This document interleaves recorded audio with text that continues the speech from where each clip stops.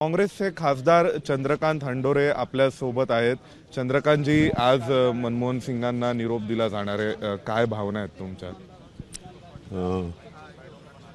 मनमोहन सिंग साहेब देशाचे फार मोठे नेते होते।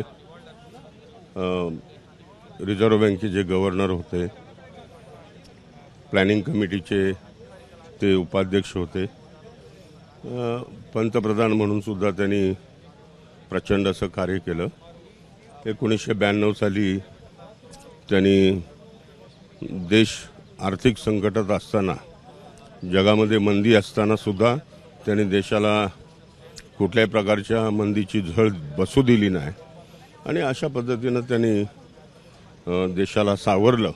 तुमच्या काही आठवणी असतील मनमोहन सिंगांबद्दलच्या, त्यांच्या सोबत तुम्ही काम केलं असेल, आज ते सगळं पुन्हा एकदा मनामध्ये आठवतंय का?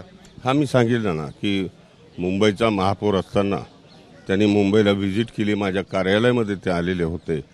त्याच्यानंतर मुंबईमध्ये घाटकोपर अंधेरी हा जो मेट्रोचा मार्ग होता त्याचं उद्घाटन सुद्धा त्यांनी त्यांच्या हस्ते केलेलं होतं। अशा अनेक आठवणी आहेत त्यांच्या। मनमोहन सिंगांचं स्मारक कसं असावं? नाही, मला असं वाटतं की देशाचा आर्थिक जो ढाचा होता त्याला मजबूत करण्याचं काम डॉक्टर मनमोहन सिंग साहेबांनी केलेलं आहे।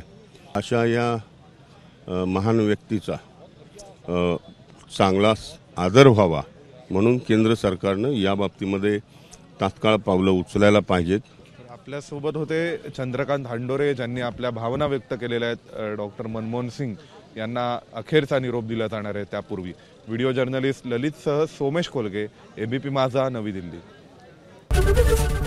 एबीपी माझा, उघडा डोळे बघा नीट।